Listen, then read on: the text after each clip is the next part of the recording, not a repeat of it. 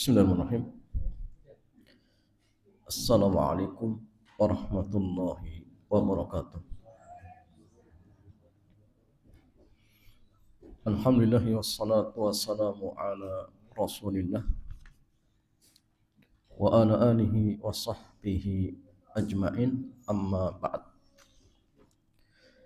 Ikhwan wa akhwati fillah, alhamdulillah di kesempatan sore hari ini kita masih dimudahkan oleh Allah Azza wa Jalla untuk berkumpul di majlis yang sangat mulia ini, yaitu majlis talabul ilmi. Dan sore hari ini ikhwan wa akhwati fillah, kita masih pada tema seputar persiapan Ramadan. Dan tema kita di kesempatan kali ini berkaitan tentang syurut sihhatis siyam. Syarat-syarat sahnya puasa. Jadi puasa yang akan kita kerjakan, baik itu puasa wajib ataupun puasa sunnah, maka agar puasa itu dianggap sah harus terpenuhi syarat-syaratnya. Syekh Abu Malik Kamal di kitab Sahih Fiqh Sunnah, atau di situ ya, di panduannya, yustaratu li siyam amran. Jadi puasa itu agar dianggap sah harus terpenuhi dua syarat. Yang pertama, at-taharatu minal haidi wan nifas. At-taharatu minal haidi wan nifas. Yang pertama, suci dari haid dan nifas. Berarti ini syarat terkait dengan kaum wanita. Wa huwa syartun liwujubil ada walisihah. Dan ia termasuk syarat wajibnya pelaksanaan ibadah puasa plus syarat sah. Plus syarat sah. Jadi artinya gini, syarat wajib berarti kalau ada anak perempuan yang belum haid, maka secara hukum dia tidak wajib. Secara hukum tidak wajib. Tapi apakah ketika dia puasa kemudian syarat rukun dan wajibnya terpenuhi, apakah puasanya sah? Ya. Anak perempuan yang belum haid kemudian dia puasa dan rukun-rukunnya terpenuhi, apakah apakah puasanya sah? Sah. Tapi tidak wajib. Ya. Jadi sah tapi tidak wajib.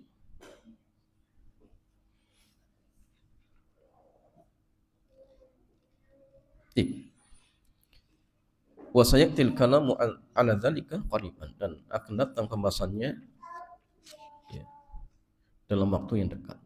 Ya. Yang pertama, ikhwan wa akhwat fillah,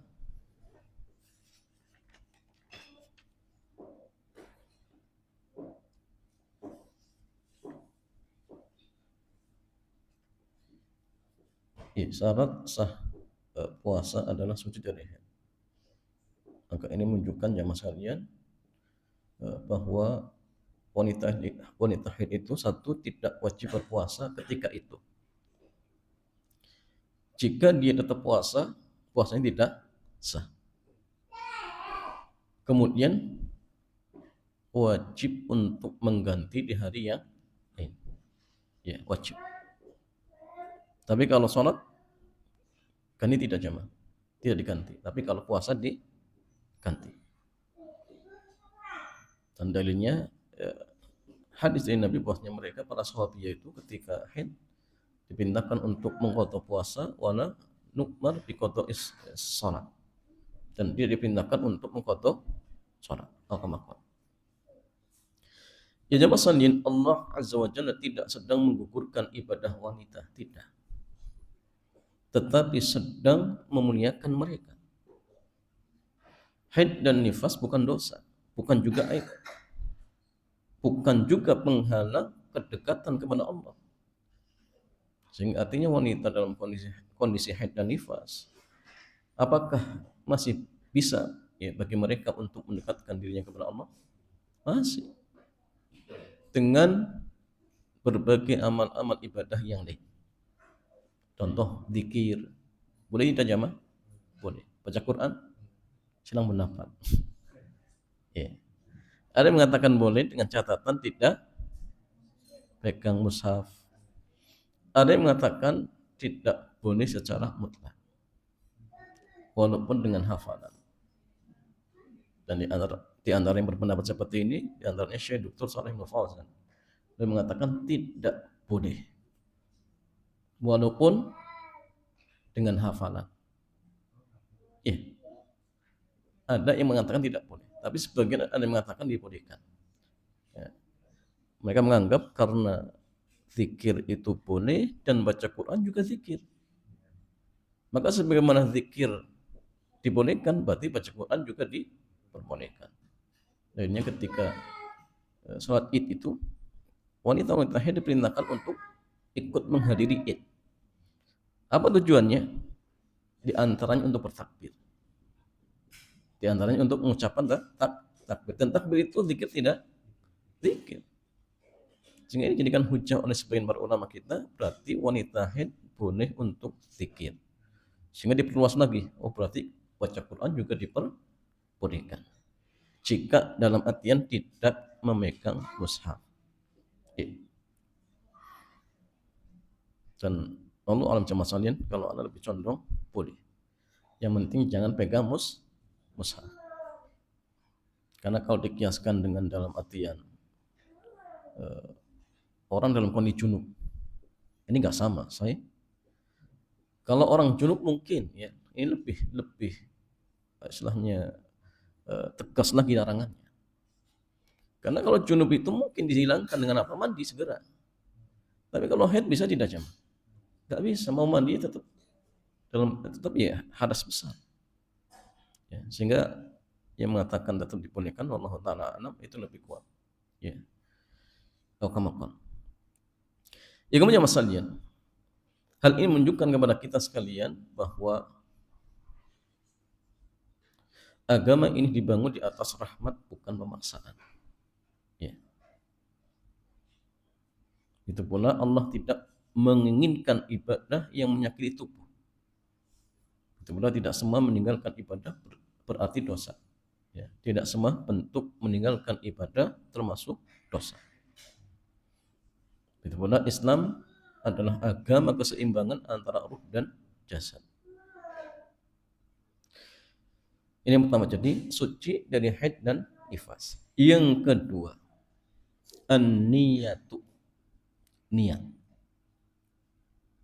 Fa inna shauma Ramadan ibadatun fala yasihu illa bin niyati.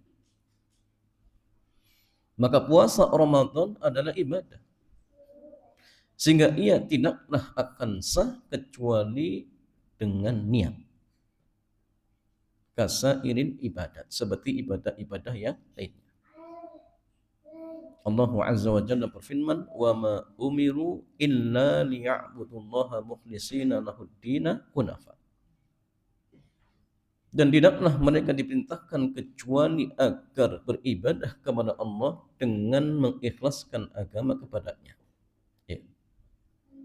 Dan Nabi juga bersabda, innamal a'malu bin niat. Sesungguhnya amal perbuatan itu tergantung niat-niatnya. Dan al-a'mal itu ingat umum ya. Jadi artinya mencakup ibadah ataupun muamalah. Kalau ibadah tidak ada niat tidak sah. Tapi kalau muamalah siapa? Antum bekerja kemudian tidak niat karena Allah, sah tidak? Bedanya apa? Tidak dapat pahala. Ya. Jadi kalau muamalah bedanya nanti tidak dapat pahala. Tapi ya tetap Anda dapat uang ya sah saja uangnya itu. Cuma ketika itu hanya dapat keuntungan duniawi saja. Sehingga kalau ingin dapat keuntungan duniawi plus kepentingan apa? Akhirat, maka niat karena Allah, sehingga dapat dua, double. Uang dapat, gajian dapat, pahala dapat. Inilah orang yang cerdas, ya. Jadi aktivitas muamalahnya tidak hanya sekedar menguntungkan keuntungan duniawi saja, tapi duniawi dan akhirat. Nah, ini bagi orang-orang yang berilmu, coba. Maka penting ya, niatkan karena Allah ketika bermuamalah. Wali annal imsak qad yakunu lil ibadati aw li adam ijtihai aw li maratin aw riyadatin aw ghairi dzalika. Karena jamaah sekalian, ya, tindakan menahan diri dari makan dan minum terkadang dilakukan karena kebiasaan. Oke. Karena biasa nggak makan. Atau mungkin kadang karena sedang tidak nafsu makan. Ya. Atau karena sakit. Atau karena olahraga. Atau selain dari itu. Jadi banyak maksud dan tujuan. Maka perbuatan itu jamaah sekalian tidaklah akan terbedakan kecuali dengan apa? Niat. Dia nggak makan, tidak minum, ternyata besok mau dioperasi. Dia tidak makan, tidak minum, ternyata lagi diet. Ya. Zahir amalannya sama, tetapi nanti yang akan membedakan hasilnya itu niat. Niat coba. Oh, Ustaz, berarti niat itu ternyata sangat penting. Oh, iya. Niat itu sangat penting. Ya. Tanpa niat, amalan kita bahkan mungkin tidak dianggap sama sekali. Bahkan kadang yang harusnya dapat banyak jadi kecil. Ya. Bahkan nanti bisa juga berbalik apa? Berbalik bukan kebaikan, keburukan. Jika niatnya karena berhala. Niatnya karena simbol rekso. Bukan dapat pahala cuma. Itu niat. Makanya ketika para ulama kita mengatakan bahwasanya bab niat itu bab yang berat, itu sahih jam. Karena niat itu terkait hati. Dan hati kita itu selalu berbolak-balik di setiap waktu dan keadaan. Bahkan seorang ulama sekelas tabi'ut tabi'in, Sufyan Ats-Tsauri pernah mengatakan apa? Ma'alajtu syai'an asyaddu alayya min niyati. Tidaklah aku merasa berat untuk mengobati sesuatu ketimbang ketika saya berusaha untuk mengobati niatku. Kata beliau, di annaha tataqallabu fi kulli hin, karena niat itu akan senantiasa berbolak-balik di setiap waktu dan keadaan. Hari ini ikhlas 1 jam ke depan, apakah kita bisa menjamin? Belum tentu. Ya. Ada orang Masya Allah ketika di hadapan masyarakat luar biasa, murah senyum, pandai atau suka berderma. Ternyata ada niat-niat yang buruk. Ya, pengen dikatakan dermawan, pengen dipandang misalkan. Ya. Nanti membedakan hasil itu ya niat. Niat. Maka penting ya menjaga niat, memperbaiki niat, memperbarui niat itu sangat penting. Pernah ada seorang yang dia selalu sholat di shaf pertama sudah bertahun-tahun. Kemudian satu ketika dia terlambat, kemudian sholat di shaf berikutnya. Dan ketika itu muncul rasa malu. Dan ketika itu juga dia baru sadar ternyata selama ini bertahun-tahun dia sholat di shaf yang pertama itu karena ingin dilihat manusia. Buktinya ketika dia terlambat kemudian sholat di shaf berikutnya timbul rasa malu. Berarti selama ini bertahun-tahun, bayangkan jemaah, sholat saya karena ingin dilihat orang. Nah, itu sangat tersembunyi. Sehingga pentingnya memperbaiki niat, ikhlaskan Allah itu sangat penting.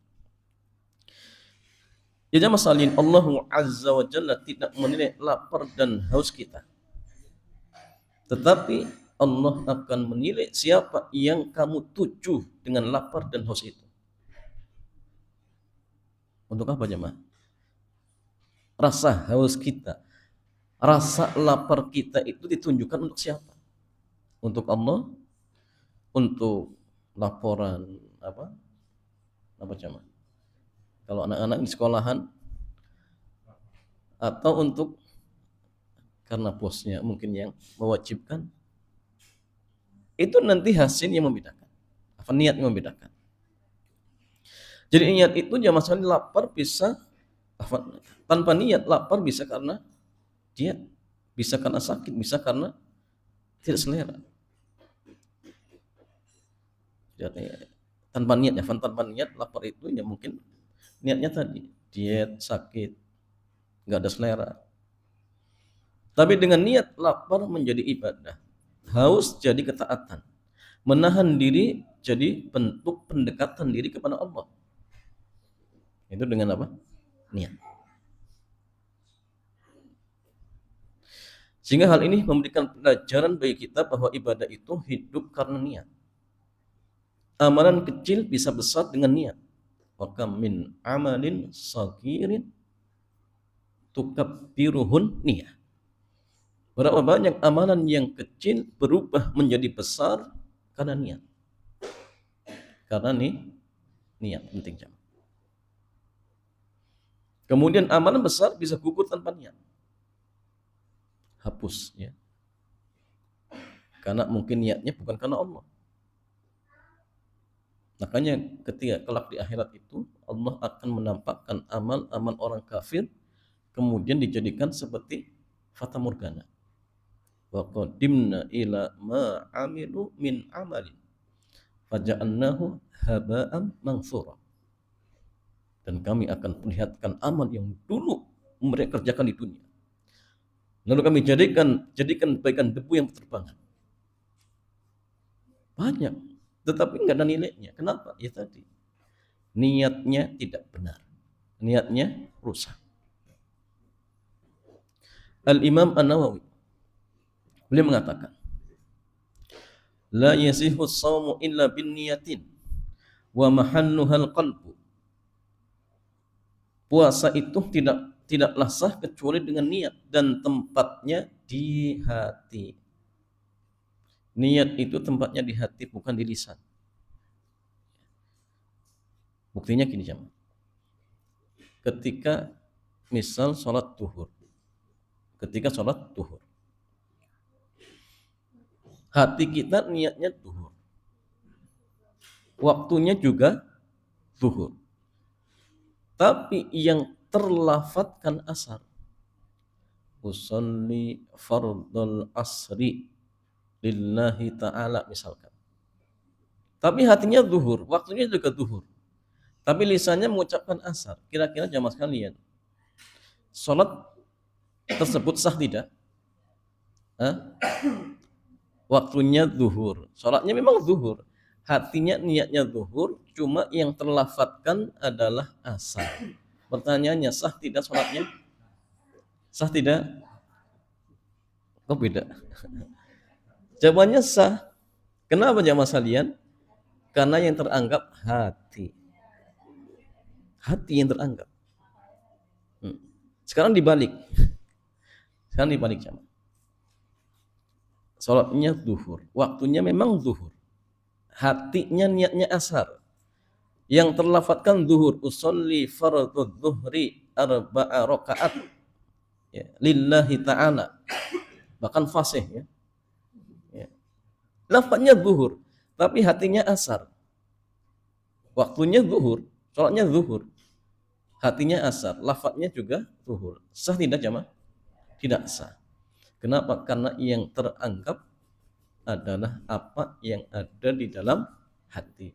Dan inilah bukti bahwa niat itu tempatnya di hati. Karena kadang hati dengan lisan beda. Ya. Kadang lisan dengan hati beda seperti itu. Kemudian masalahnya, ikhwan wa akhwati fillah. Ustaratu li idza'in niyati arba'atu syurut. Dan niat itu agar dianggap sah harus terpenuhi 4 syarat. Jadi niat kita itu agar teranggap sah harus terpenuhi 4 syarat. Yang pertama, al-jazmu. Jadi jazmu itu bahasa kitanya kepastian, ketetapan hati. Wastaratu qat'an litaraddudi. Dan ini disyaratkan untuk memutus keraguan-raguan. Makanya niat itu nggak boleh ragu-ragu. Oh, puasa tidak ya, puasa tidak ya.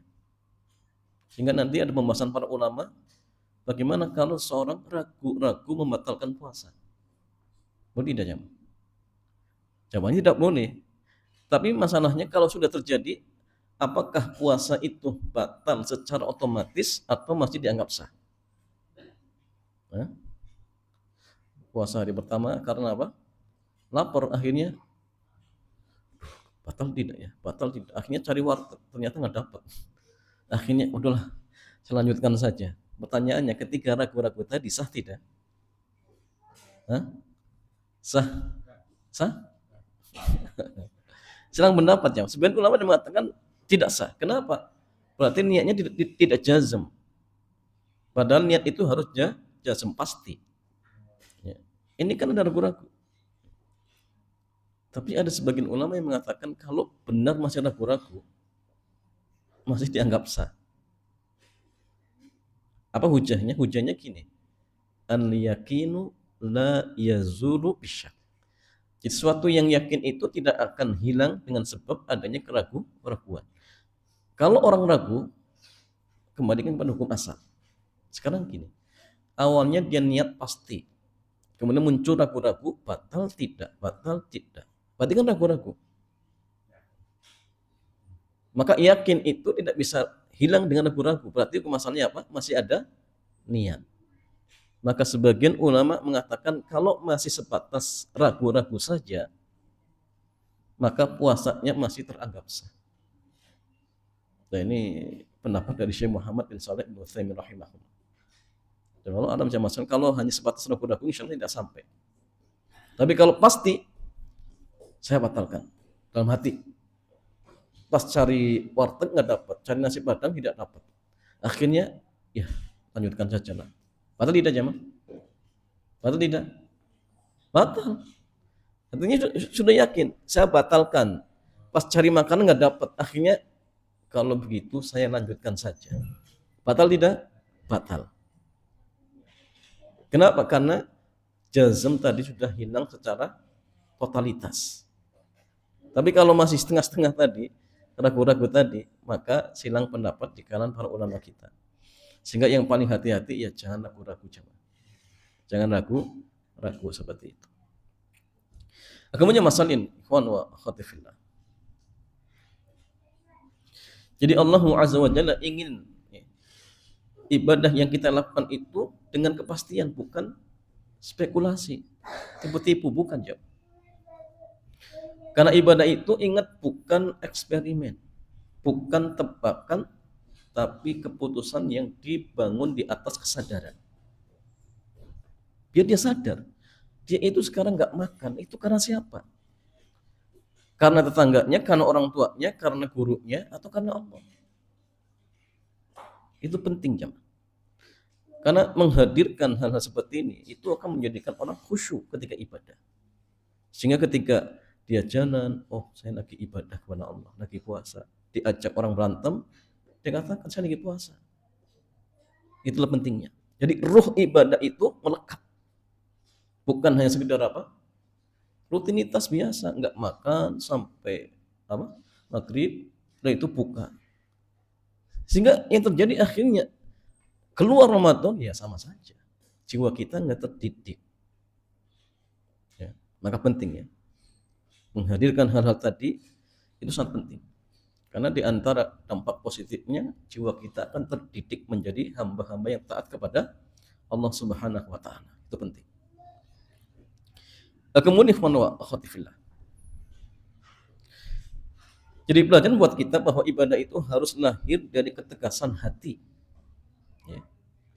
Keraguan bisa merusak nilai amal. Dan keyakinan adalah ruh dari ibadah tersebut.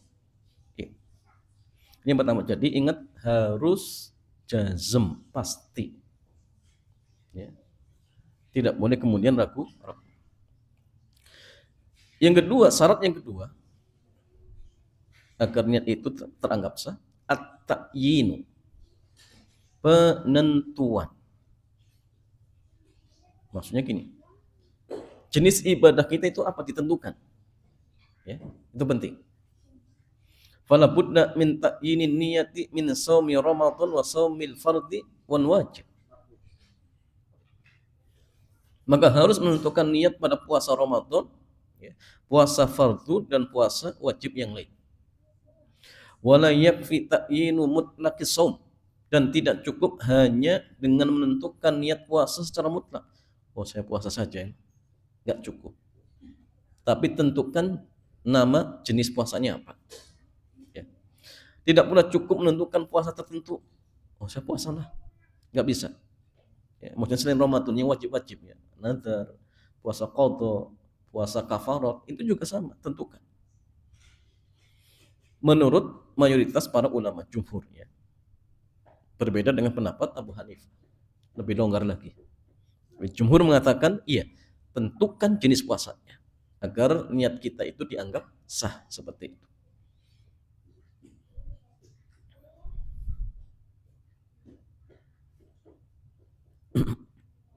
Jadi pelajaran zaman sekalian, Pak, agar ibadah kita itu dibangun di atas kesadaran dan bukan otomatis. Kita boleh tadi bisa menumbuhkan kita untuk bisa lebih khusyuk. Nah, kemudian masalah yang ketiga, at-tabyitu, tabyid, ya. Wa huwa iqa'un niyati fil lail, yaitu menjatuhkan niat pada malam hari. Maksudnya tabyid itu menghadirkan niat di waktu malam hari. Ya. Dari kapan waktunya jamaah sekalian? Ma baina ghurubi syamsi ila tulu'il fajr. Di antara terbenamnya matahari hingga terbitnya fajar. Berarti tenggelam matahari maghrib sampai sebelum terbit fajar shadiq. Itu waktunya. Makanya gini, kalau ada seseorang ingin puasa besok hari, kemudian niat sekarang, sah tidak? Belum sah. Kenapa? Karena matahari belum terbenam. Jadi bisa dianggap sah ketika matahari sudah tenggelam, karena itu waktunya. Ya. Sama seperti ketika orang menjamak, misalkan takhir, maka niatnya pun sama ketika sudah masuk waktu sholat. Misalkan dia ingin menjamak zuhur dengan asar, jam 10 sudah niat, ya, karena dia ingin safar. Oh, nanti saya jamak takhir zuhur dengan asar. Niatnya jam 11, itu nggak sah. Jadi boleh niatnya kapan? Ketika masuk zuhur, baru niat. Saya ingin menjamak takhir zuhur ke waktu asar. Kalau kemudian niatnya jam 10 pagi, pas masuk zuhur nggak niat, sampai asar, maka dia dianggap meninggalkan zuhur dengan sengaja. Berdosa jemaah. Dan nanti silang pendapat, bolehkah diqadha atau tidak? Kan terkait orang yang meninggalkan sholat dengan sengaja, nggak ada qadha yang tepat. Dia harus tobat. Makanya penting mengetahui waktu-waktunya, itu penting. Kapan waktunya? Jangan asal-asalan. Kemudian masalah ini, ikhwan wa fillah. Wa hadha sartun indal Malikiyah wa Syafi'iyah wal Hanabilah. Dan ini merupakan syarat menurut ulama-ulama Malikiyah, kemudian Syafi'iyah, kemudian Hanabilah. Hujjah mereka hadis dari Ibnu Umar, dari Hafsah radhiyallahu taala anha, bahwanya Nabi bersabda, "Man lam yujmi isyam qabla al-fajri fala siyama lahu." Man lam yujmi as-siyam, barang siapa yang tidak membulatkan niat puasa sebelum fajar, maka tidak ada puasa baginya. Maksudnya barang siapa yang tidak berniat puasa semenjak di malam hari sampai waktu subuh, maka tidak ada puasa baginya. Ya masalah ikhwan wa fillah.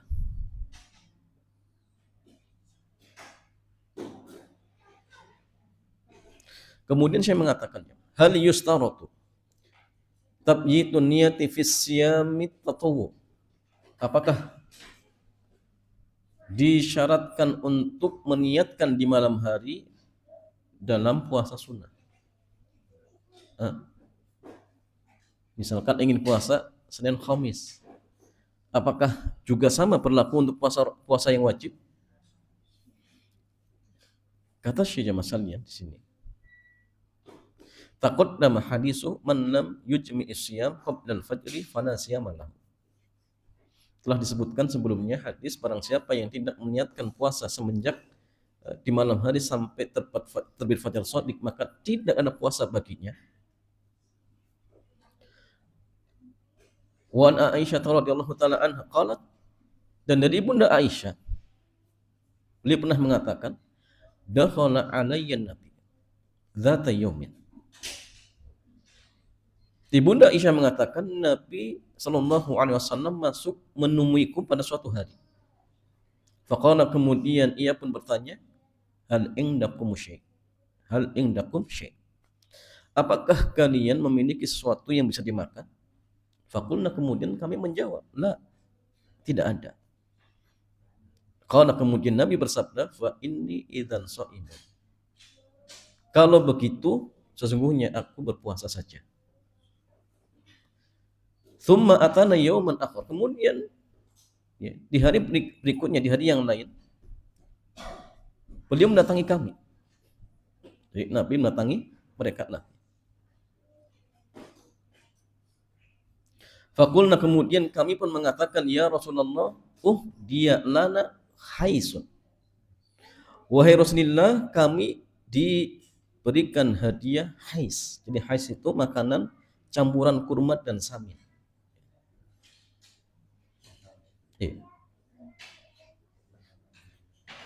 Kemudian beliau bersabda, arinihi, tunjukkan kepadaku. Falaqad asbahtu sha'iman. Karena sungguhnya tadi pagi aku sudah berniat puasa, kemudian Nabi memakannya. Nabi makannya. Dari hadis-hadis ini jamaah sekalian, para ulama kita berbeda pendapat. Satu mengatakan seolah-olah Nabi niat setelah terbit fajar, terbit matahari. Satu hadis mengatakan nggak ada puasa kalau nggak niat malam hari. Ini yang benar yang mana? Nah, inilah yang kadang-kadang menjadi sebab kenapa para ulama berbeda pendapat. Kadang karena ada beberapa redaksi hadis yang seolah-olah kontradiktif. Ada kadang-kadang sebab berbedanya usul fikihnya. Sehingga nanti istimbat hukumnya beda. Jadi banyak faktor. Atau mungkin karena sisi pandang terkait derajat hadis beda. Oh, menurut kami ini lemah. Oh enggak, menurut kami sahih. Akhirnya terjadilah perbedaan. Ini juga sama. Ya jamaah sekalian, fasalakal jumhur ulama mereka menempuh jalan kompromi. Jadi kompromi itu dijamak. Fahamalu hadisa Hafsah ala siyamil fardi wa hadisa Aisyah ala siyamil tatawwu. Maka mereka membawa hadis Hafsah untuk puasa fardu dan hadis Ibunda Aisyah untuk puasa sunnah. Jadi kata jumhur ulama, hadis dari Hafsah yang mengatakan tidak ada puasa bagi orang yang tidak berniat semenjak malam hari sampai terbit fajar shadiq. Kata jumhur ulama, ini khusus untuk puasa wajib. Mau Ramadan, mau qadha, mau kafarat, mau nadar. Nah, ini berlaku. Tapi hadis dari Ibunda Aisyah yang ditanya, hal indakum syai'? Ketika dijawab tidak ada, kemudian mengatakan, fa ini idzan shaimun. Ini maksudnya untuk puasa sunnah. Baik Senin Khamis, baik Daud, Asyura, dan sebagainya. Ini boleh, walaupun niatnya sudah terbit matahari atau terbit fajar shadiq. Nah, kemudian masalahnya, wan niyatu fi shaumin nafilah minan nahari qabla zawali wa ba'dhum ba'dahu apa? Sehingga dibolehkan niat puasa sunnah dilakukan pada siang hari sebelum tergelincirnya matahari, dan sebagian ulama membolehkan meski setelah itu. Ini pendapatnya. Jadi yang mengatakan bahwasannya puasa sunnah itu boleh berniat setelah terbit ya, fajar shadiq, mereka sedang mendapat lagi. Sampai kapan sih dibolehkan? Ada yang mengatakan sampai artinya sebelum zuhur. Ada yang mengatakan setelah zuhur pun boleh, yang penting ininya belum makan. Ini pun sedang mendapat lagi jam seperti itu. Ya. Kemudian masalin khatifillah.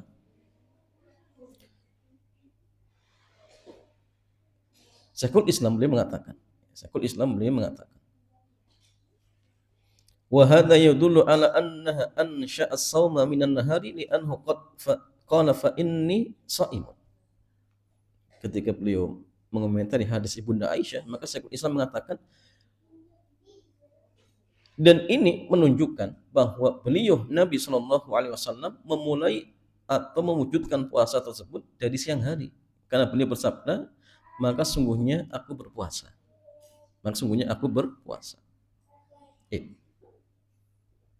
Wa hadhil fa tufitus sabab, kata beliau, ya.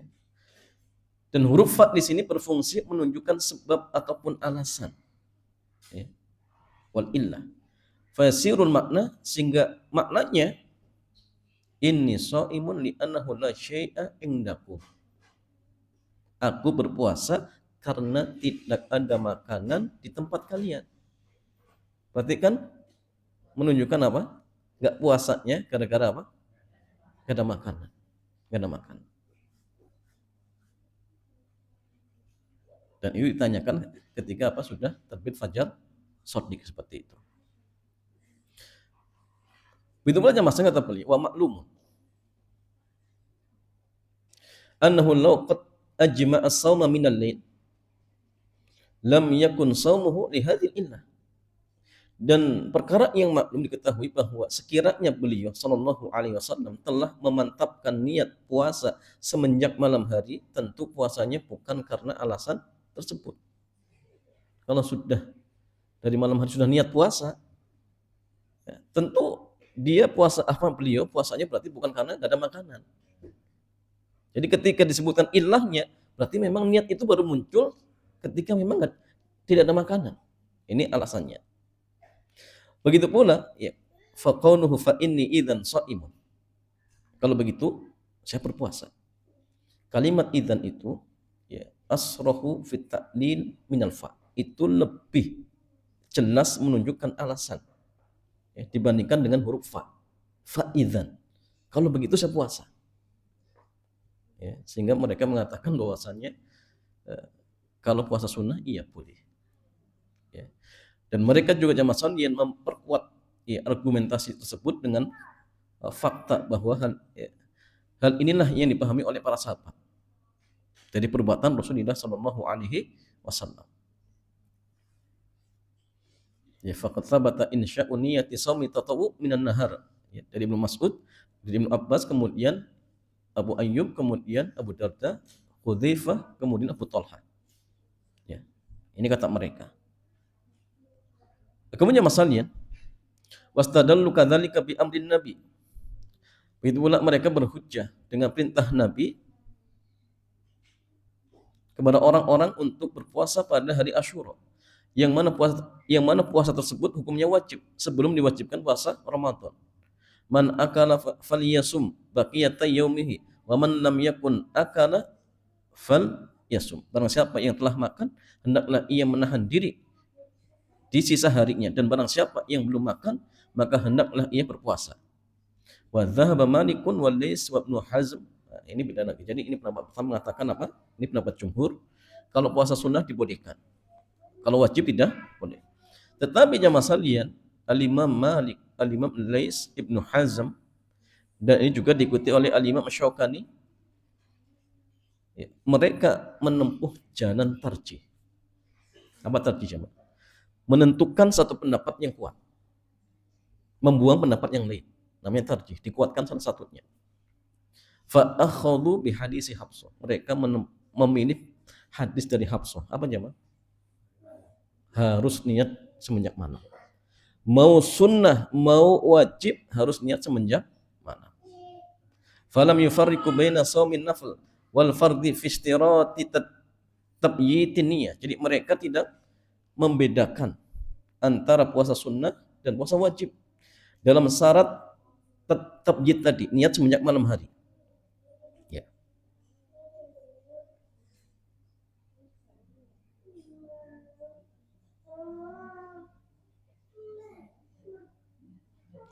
Wa qalu mereka mengatakan inna qaulahu sallallahu alaihi wasallam fi hadis Hafsah bahwasanya atau gini jemaah.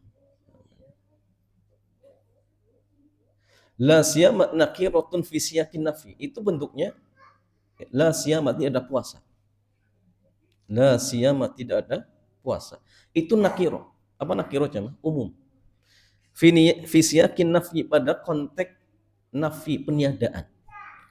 Faya umu kunna siyamin, sehingga mencakup seluruh bentuk puasa.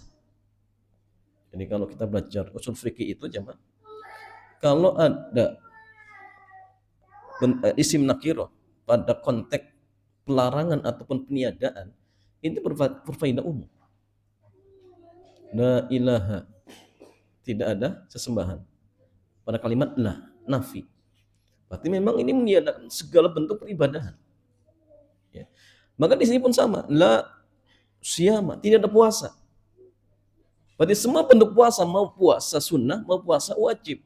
Kalau tidak niat semenjak malam hari, ya tidak dianggap. Ini kata mereka.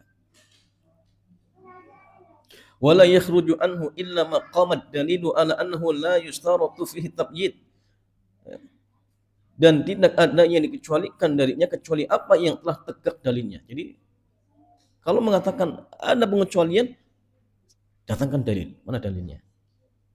Itu tegas sama saya.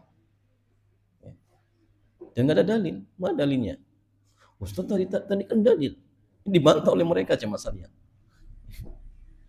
Wa ajabu an hadisi Aisyah. Mereka menjawab tentang hadis Aisyah. Tentang tadi ya. Fa in idzan shaimun. Bi annahu laysa fihi anna an-nabiy sallallahu alaihi wasallam lam yakun nawasiyama min al-lail. Kata mereka, di dalam hadis tersebut tidak ada penegasan bahwa Nabi benar-benar tidak berniat puasa sejak malam hari. Ada enggak di situ? Enggak ada. Tetapi ya tadi istimbat hukum saja. Wala annahu asbah muftiran tsumma nawa shaum ba'da dzalika. Juga tidak disebutkan bahwa beliau memasuki waktu subuh dalam keadaan tidak berpuasa lalu baru berniat puasa setelahnya. Enggak disebutkan. Ya. Lakin fihi annahu sallallahu alaihi wasallam kana yusbih mutatawwian sha'iman tsumma yuftir wa hadha mubah. Ya.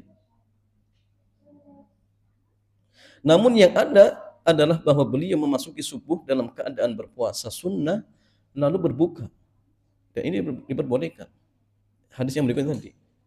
Suatu hari kemudian ada makanan. Akhirnya beliau batalkan. Ya. Berarti sudah niat dari malam hari. Ketika tanya nggak ada makanan di waktu yang lain, kemudian Nabi mengatakan setelah itu langsung dimakan makanan itu. Ketika di hari haid ya.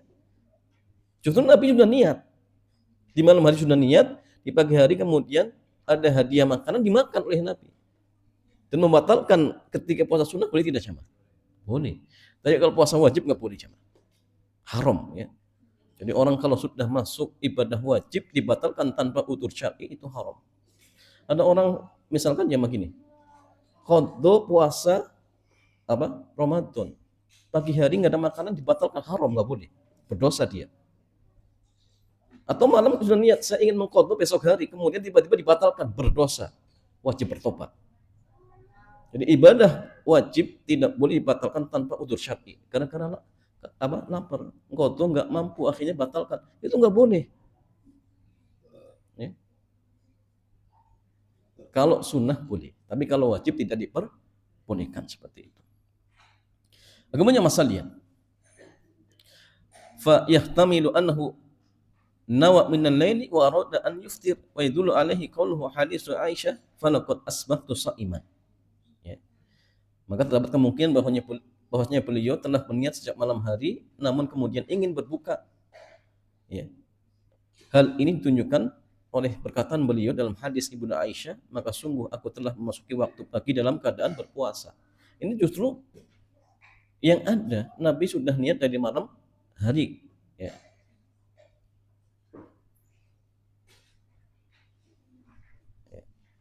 Kemudian yang masa mereka mengatakan wala yajuzu tarkul yakin fi hadisi Hafsah lidzon lil muhtamali fi hadisi Aisyah.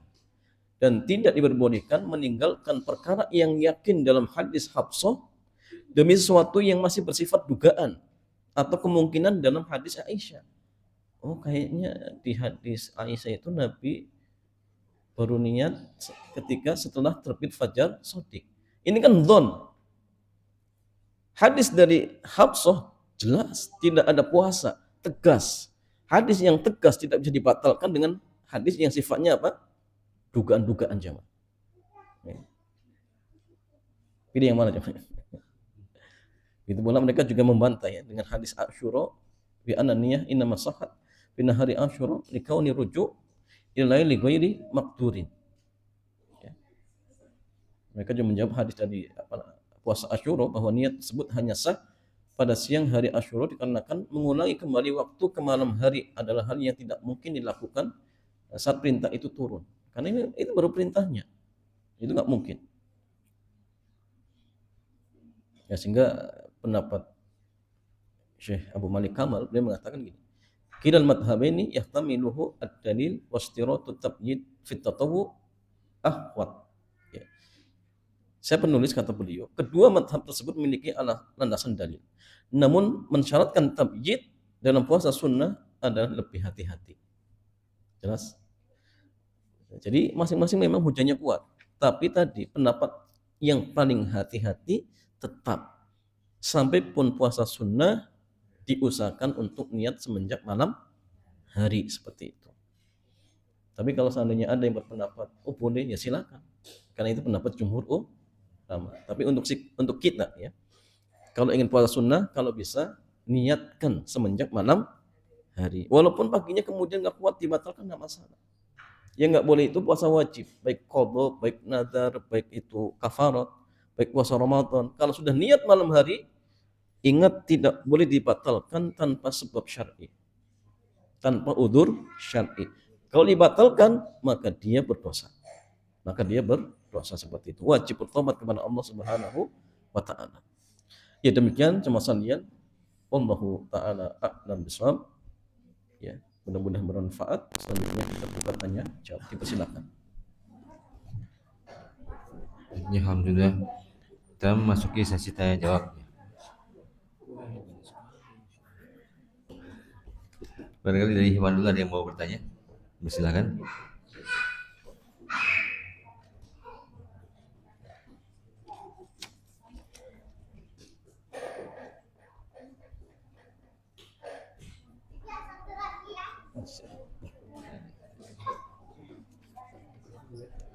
Dari Ahmad Tainul. Assalamualaikum, bismillah. Ustaz, mohon nasihat atau penjelasan. Tata cara sholat tarawih bagi wanita yang akan belajar di rumah, yang biasanya ikut berjemaah dan atau mengikuti imam di masjid. Yang kedua, bacaan Pertama tadi apa? Salat. Tata cara sholat tarawih bagi wanita yang akan menjalankannya di rumah. Oh, nah. Karena biasanya yang bersangkutan ikut berjemaah di masjid, tapi kemudian ini ingin tarawih di rumahnya.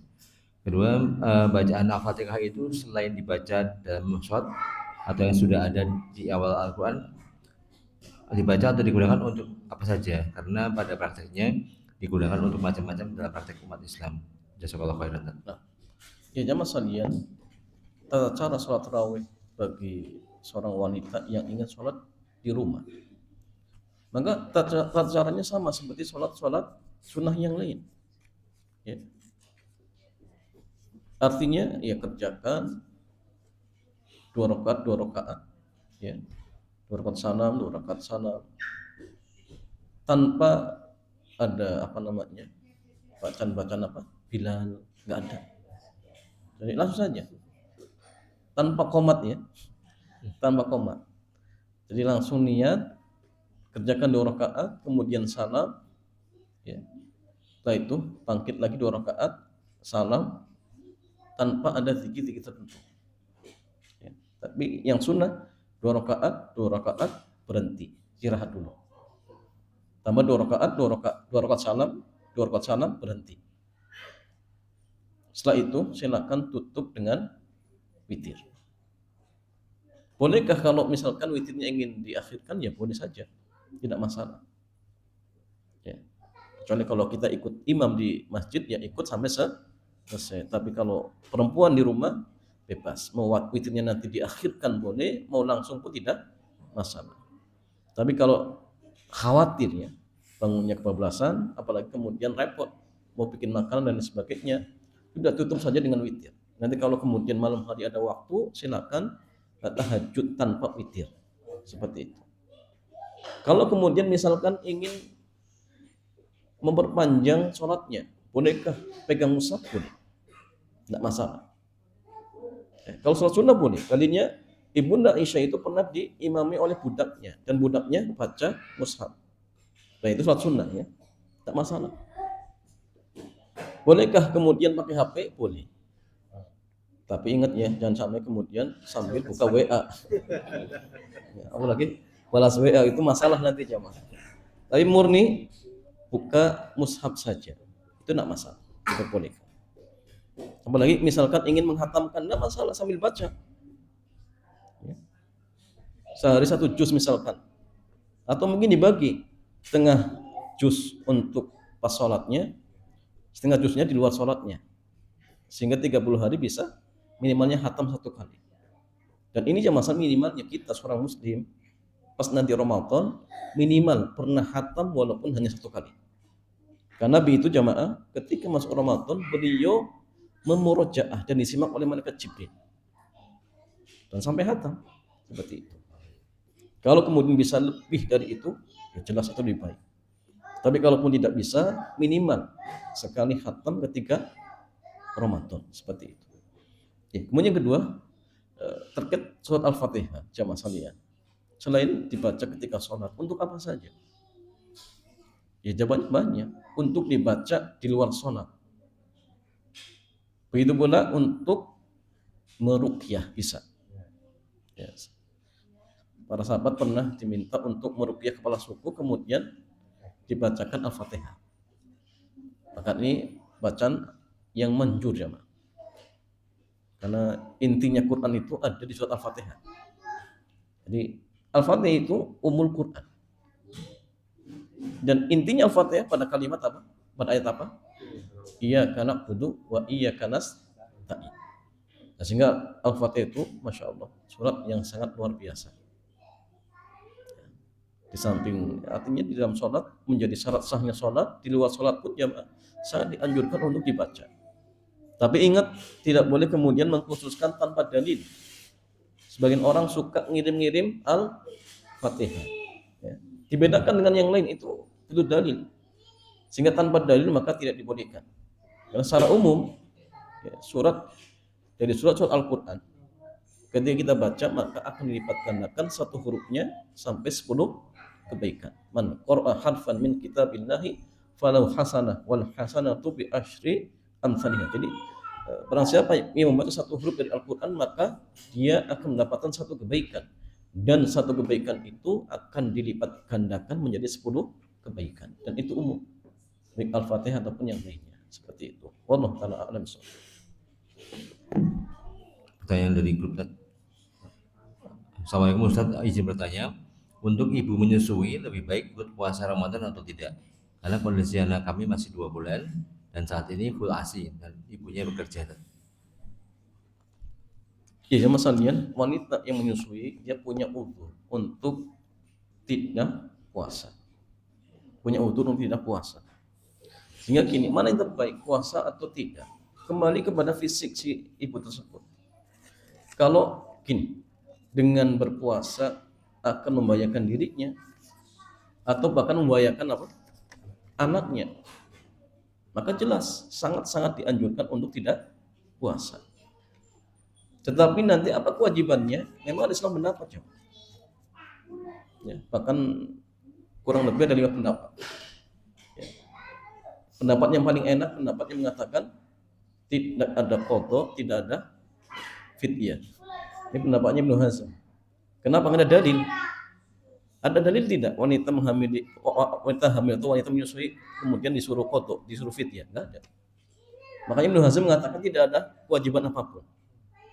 Tapi pendapat yang kuat pendapat yang kuat, wanita hamil ataupun menyusui kalau tidak puasa maka kewajibannya tetap qadha ketika dia masih mampu. Ya. Kalau Syalbani mengatakan fidyah, ya, berpegang dengan pendapat dari Ibnu Abbas. Memang yang masalahnya pendapat yang kuat itu dua, cuma fidyah atau cuma qadha. Cuma dari dua pendapat ini, Anda lebih istilahnya condong dengan pendapat yang mengatakan selagi masih mampu untuk puasa maka puasa. Tapi kalau sudah tidak mampu, ya, baik karena fisiknya misalkan, atau karena utangnya saking banyaknya, 5 tahun misalkan, wah ini berat ya, Mak. Sudah bayar fidyah saja. Ya. Tapi kalau kemudian misalkan, oh saya pilih fidyah, maka boleh, tapi ingat bukan hawa nafsu. Setelah dibaca-baca, kemudian lebih condong pendapat yang mengatakan apa? Fidyah. Ya, silakan, tidak masalah. Tapi ya tadi yang lebih kuat kalau anak memandang kalau masih mampu fidyah, mampu qadha tetap qadha seperti itu.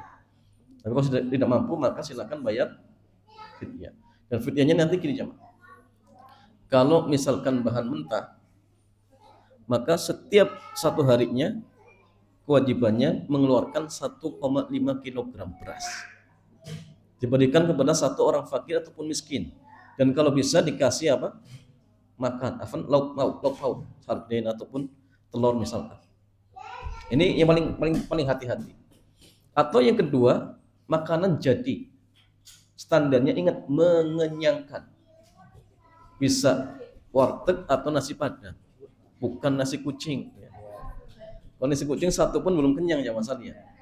Jadi boleh silakan beli nasi padang, kemudian satu hari ditinggalkan, kasihkan kepada satu orang fakir ataupun miskin. Dan ingat, tidak 3 kali makan, cuma 1 kali makan. Cuma 1 kali makan. Dan kayaknya ini lebih ringan jemaah. Lebih ringan daripada 1,5 ya. Tapi memang gini, lebih mudah yang mentah. Contoh misalkan kita dapat satu orang miskin, kasih saja 1,5 kali 30 hari. Selesai. Tapi kalau matang harus cari.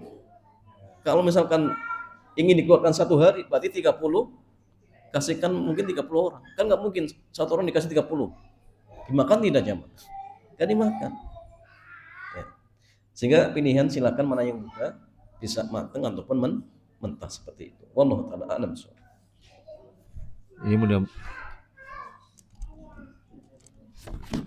mudah-mudahan menjawab pertanyaan dari awat yang lain yang menanyakan tentang apakah ketika membayar fidyah harus tetap mengganti puasanya. Tidak perlu. Yang sudah fidyah sah. Tapi untuk kedepannya, kalau masih mampu untuk puasa, kalau bisa puasa. Dan kalau sudah terjadi, maka insya Allah sudah sah seperti itu. Wallahu ta'ala a'lam. Pertanyaan berikut. Ada yang mau bertanya? Bismillahirrahmanirrahim. Assalamualaikum warahmatullahi wabarakatuh. Waalaikumsalam warahmatullahi wabarakatuh. Izin Ustaz, sholat tarawih jika bermakmum dengan imam yang membaca zikir-zikir yang tidak dianjurkan, bagaimana Ustaz? Atau kita malah baiknya sholat sendiri saja tarawih di rumah? Begitu Ustaz. Jazakallahu khair. Ini masalahnya, sholat tarawih itu sunnahnya memang di masjid. Sholat tarawih itu sunnahnya apa? Di masjid bersama imam. Bagi laki-laki ingat ya. Kalau perempuan tetap di rumah. Ya. Bahkan wajib juga di rumah, apalagi sunnah. Tapi kalau sholat tarawih sunnahnya di masjid bagi laki-laki. Sekarang gini, di masjid ternyata ada zikir-zikir yang tidak disyariatkan. Apakah kemudian lebih baik di rumah? Jawabannya lebih baik cari yang lain kalau masih ada. Jelas? Ya. Kalau tidak ada, maka lihat apakah sholatnya imam tadi masih sah atau tidak. Kalau masih sah, ya, jumlahnya berapa rakaat mas? Jumlahnya berapa rakaat? 23 yang beratnya. Ya, kalau misalkan mungkin 11 dan ada zikir-zikirnya dan bacanya masih benar, masih sah, lebih baik ikut di masjid. Lebih baik ikut di masjid seperti itu.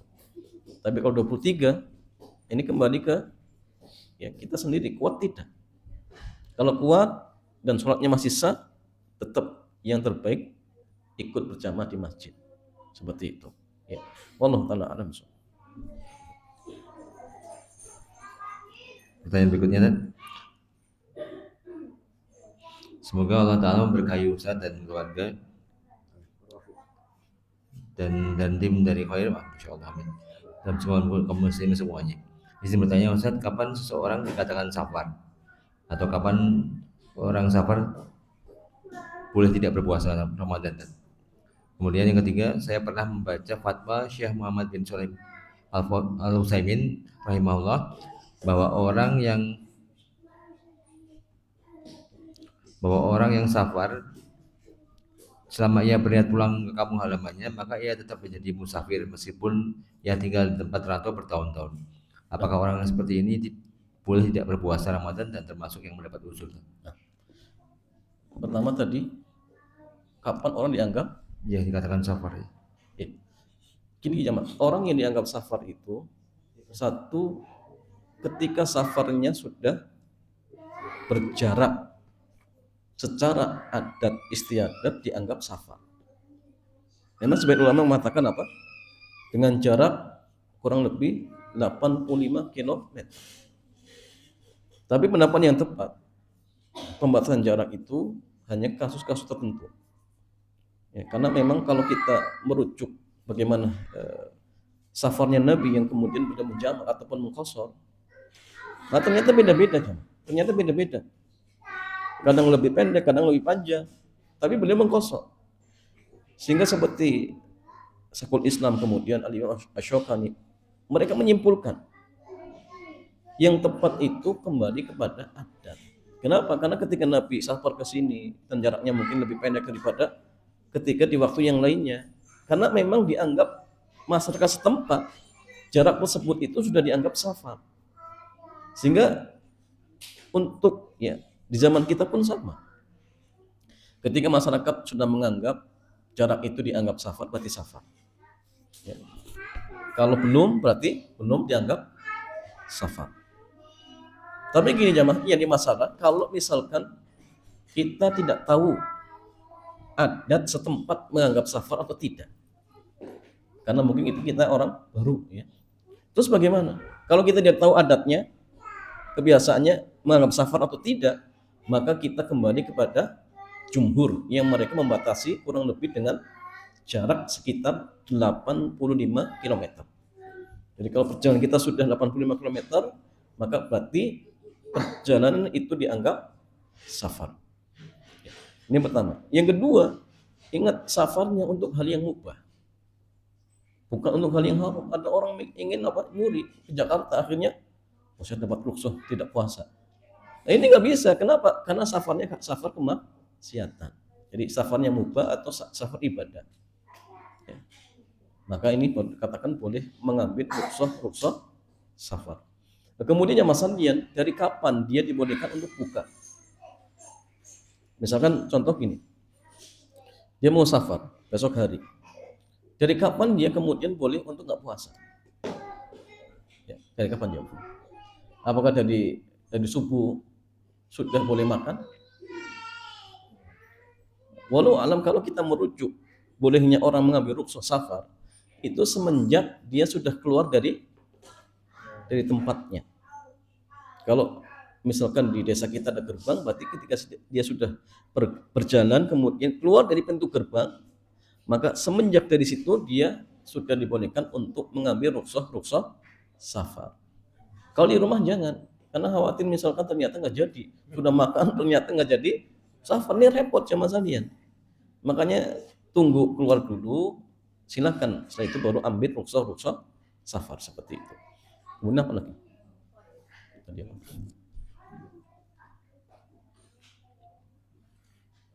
Yang berikutnya, saya pernah membaca fatwa Syekh Muhammad bin Shalih Al-Utsaimin rahimahullah bahwa orang yang safar selama ia berniat pulang ke kampung halaman, maka ia tetap dianggap musafir meskipun ia tinggal di tempat. Sahih ya masalahnya, pendapat beliau seperti itu.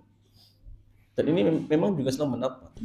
Apa ketika orang pulang ke kampungnya kemudian tidak berniat untuk tinggal di situ, apakah dianggap dia masih musafir atau dianggap sudah gugur hukum safarnya.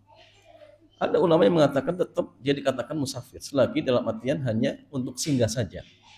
Dalilnya gini, Nabi ketika pergi ke Mekah atau para sahabatnya pergi ke Mekah, apakah mereka masih punya rumah di sana? Punya. Tapi apakah mereka mengkosor? Mengkosor. Ya, padahal dia punya rumah di sana. Ini jadikan dalil bahwasanya selagi tidak berniat untuk mukim di sana, maka dihukumi apa? Musafir. Cuma ada pendapat yang mengatakan gini, jamaah sekalian, kalau ada seseorang dia punya 2 rumah, di Semarang ada rumahnya, di Bandung ada rumahnya, maka ketika dia di Semarang, ketika dia di Bandung, sebagian ulama kita mengatakan dia tidak teranggap musafir.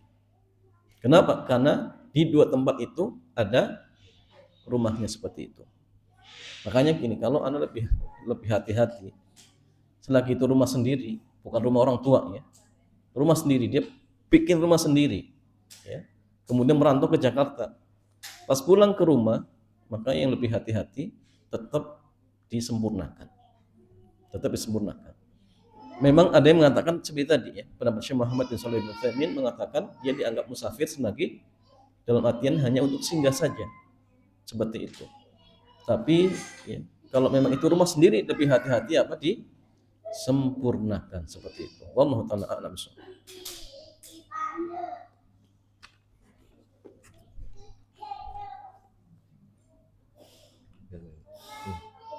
Berikutnya kan, jika kalau kita melakukan puasa sunnah, ada undangan kita ketika berpuasa sunnah, kemudian ada undangan untuk resepsi, apakah puasa bisa dibatalkan atau diteruskan? Ya, ketika kita puasa sunnah, kemudian diundang resepsi pernikahan, apakah dibatalkan? Jawabannya iya, dibatalkan. Kenapa jamaah? Karena memenuhi undangan resepsi pernikahan hukumnya apa? Wajib. Puasa yang dia lakukan sunnah, maka mendahulukan wajib lebih didahulukan seperti itu. Itu pula gini, undangan-undangan yang sunnah. Cuma contoh kita bertamu jamaah, disuguhi makanan, mana yang terbaik, dimakan atau tidak jamaah? Disuguhi, Ustaz lagi lapar, makan saja. Tapi kalau misalkan gini, kita lagi masih kuat jamaah, maka gini, pertama kalau kita tahu keadaan sahibul bait, ketika kita tidak memakannya, kemudian dia ridho, bahkan memberikan pilihan, oh jangan kalau puasa nggak usah dimakan, silakan lanjutkan. Tapi kalau misalkan kita tahu dari raut mukanya, dia masak itu gara-gara kita datang, bahkan malam hari sudah dihubungi, oh nanti saya masakan ini ya, berarti jelas kita datang itu pengen sahibul bait makan. Maka ketika itu yang sangat terbaik makan. Kalau kita nggak tahu kondisinya jamaah, makan, ya. Jadi nanti kondisi, kalau kita tahu dia ridho nggak makan, lanjutkan saja. Tapi kalau kita tahu dia menginginkan kita makan, maka sangat dianjurkan untuk makan. Kalau kita nggak tahu, maka yang terbaik makan. Seperti itu. Wallahu ta'ala a'lam bishawab. Apalagi undangan apa? Resepsi pernikahan itu jelas dibuat masakan, apa tujuannya jamaah? Dimakan. Bayangkan kalau kemudian yang datang semuanya yang puasa jamaah, kemudian ini nggak makan, kecewa nanti, ya, itu repot. Bawa repot jamaah. Nah, barafikum. Jika niat puasa pada waktu sahur, bagaimana? Jika niat puasanya ketika pas waktu puasa apa ini? Ini nggak tahu, ini tidak disebutkan. Kalau dalam artian puasa wajib pas ketika sahur, maka dilihat pas sahurnya itu benar-benar sudah masuk subuh atau tidak. Kalau kita kembalikan kepada kondisi tempat kita, misalkan pas sahur, oh pas ini niatnya pas sahur, berarti belum subuh kan? Ya berarti sah jamaah. Anak kira sudah. Jadi kalau pas sahur ya sah. Ya. Bahkan dengan sahur itu sudah dianggap niat. Nggak perlu kemudian melafadzkan niat, nggak perlu. Bangunnya dia untuk sahur itu sudah dianggap niat puasa. Sehingga dengan sahur maka dia dianggap sudah niat puasa, seperti itu. Wallahu ta'ala a'lam. Nah, cukup. Betul. Soal sinten. Ini di luar tema tadi. Apa boleh seminggu ini maaf saya ulangi, bagaimana cara puasa Daud? Apa boleh seminggu puasa Daud lalu lihat lalu lanjut Apa lagi? lagi? Apa? Puasa Daud. Ya terus pertanyaannya. Apakah boleh seminggu puasa Daud kemudian lihat Seminggu. kemudian lanjutkan lagi? Apa ini harus dilakukan seumur hidup jika sudah niat melakukan puasa Daud? Ya, apakah puasa Daud itu cukup seminggu kemudian istirahat seminggu lagi? Ya. Jawabannya kalau kita bicara bolehnya boleh. Tetapi ya, sunnahnya puasa Daud itu dilakukan apa? Seumur hidup. Artinya sehari puasa, sehari tidak, sehari puasa, sehari tidak terus. Tapi kalau misalkan dia mampunya sepekan, kemudian istirahat sepekan, boleh tidak? Ya boleh, tidak masalah. Fattaqullaha mastata'tum. Jadi kalau ibadah sunnah itu ingat dikembalikan kepada kemampuan kita masing-masing. Jangan memberatkan diri sudah. Mampunya mungkin bulan ini puasa Daud, kemudian bulan depan ya istirahat dulu. Bulan depan lagi Daud, enggak masalah. Ya, daripada tidak pernah sama sekali. Lebih baik yang pernah, walaupun mungkin hanya sekedar niat. Apalagi sudah dibuktikan dengan praktek. Yang niat saja, ya Allah saya ingin Daud seumur hidup. Ternyata nggak pernah puasa Daud jam. Pertanyaan dapat pahala tidak? Dapat pahala niat. Kalau dia sudah mempraktekkan, walaupun hanya sepekan, pekan berikutnya ternyata sangat capek, fisiknya nurun kondisinya, misalkan akhirnya nggak puasa. Ya. Kalau dia sudah praktek, sudah berusaha semaksimal mungkin untuk mengamalkan, kemudian ternyata hanya bisa sepekan berikutnya libur, pekan berikutnya kemudian puasa lagi.